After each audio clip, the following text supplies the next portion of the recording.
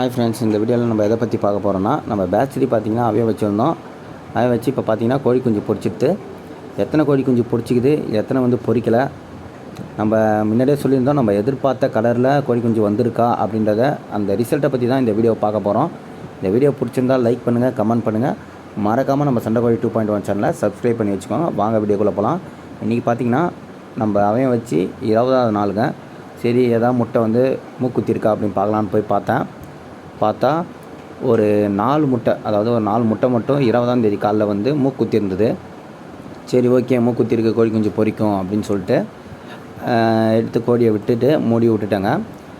நம்ம எப்பயுமே பார்த்திங்கன்னா ஒரு வாரம் ஆனதுக்கப்புறம் அவன் வச்சதுக்கப்புறம் டார்ச் லைட் யூஸ் பண்ணி எத்தனை முட்டை வந்து கரு கூடி இருக்குது, கரு கூடலை அப்படின்றத டெஸ்ட் பண்ணுவேன். அப்போயே பார்த்திங்கன்னா 9 முட்டை மட்டும்தான் கரு கூடி இருந்தது, 4 முட்டை வந்து கரு கூடலை. அந்த 9மே வந்து பொரிச்சிடுத்துங்க.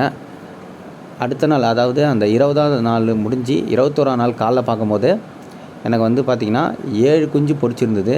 2 மட்டும் பொரிக்கிற ஸ்டேஜில் இருந்தது. பொரிக்கிச்சுன்னா இப்போ மூக்குத்தி கொஞ்சம் வெளியே வந்து லைட்டாக வெளியே வந்த மாதிரி 2 இது மட்டும் இருந்தது. சரி, ஓகே அப்படின்னு சொல்லிட்டு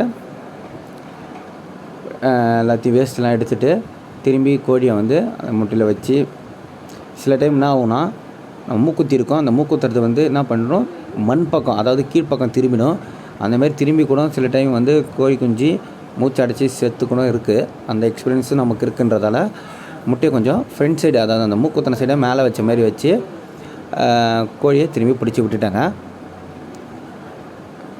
அப்புறம் பார்த்திங்கன்னா அடுத்த நாள், அதாவது அந்த 21ஆம் நாளுக்கு அப்புறம், அதாவது 22வது நாள் பார்த்திங்கன்னா எல்லாமே ஹேட்ச் ஆகிடுச்சு. சரி, ஓகே, தீனி வைக்கலாம் அப்படின்னு சொல்லிட்டு திறந்து விட்டுருந்தேன். தீனி பார்த்திங்கன்னா நம்ம கம்பு, அரிசி, நெல் தாங்க. நம்ம பெரிய கோழி வைக்கிறதே தான். அப்படி என்ன பண்ணிட்டேன்னா மிக்சியில் அரைச்சி அப்படி பொடியாக்கி வச்சேன். அப்போ பார்த்திங்கன்னா தண்ணி, அதாவது தண்ணி வைக்கிறோம். இந்த தண்ணியில் பார்த்திங்கன்னா வெல்லம் கலந்து வைங்க. ஒரு 1 வீக் வைக்கலாம். 1 வீக் வைங்க, ஒரு 2 நாள் வச்சா கூட போதும். ஆனால் வந்து 1 வீக் வைக்கிறது கூட நல்லது தான். வச்சிங்கன்னா கொஞ்சம் கோழி குஞ்சு வந்து ஆரோக்கியமாக இருக்கும். பார்த்திங்கன்னா நம்ம எதிர்பார்த்து வச்சது, அதாவது இந்த பேட்சரி நம்ம எதிர்பார்த்து வச்சதே முக்கிய காரணம் பார்த்திங்கன்னா, நம்ம அந்த கதரில் வந்து ஒரு சேவலை எடுத்தே ஆகணும் அப்படின்றது தான் நம்மளோட எய்மாக சொல்லி இந்த பேட்சரிக்கான ப்ரீடிங்கே நம்ம சூஸ் பண்ணோம். அந்த ரிசல்ட்டை வந்து நம்ம அதிகமாகவே எடுத்துட்டோம் அப்படின்லாம் சொல்லலாம்.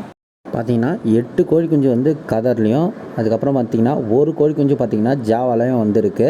இதில் எத்தனை கோழி குஞ்சை வந்து நம்ம பெருசாக்கி பட்டா ஸ்டேஜுக்கு எட்டுன்னு போகிறோன்றத வாரம் வரும் வீடியோவில் தெளிவாக பார்ப்போம்.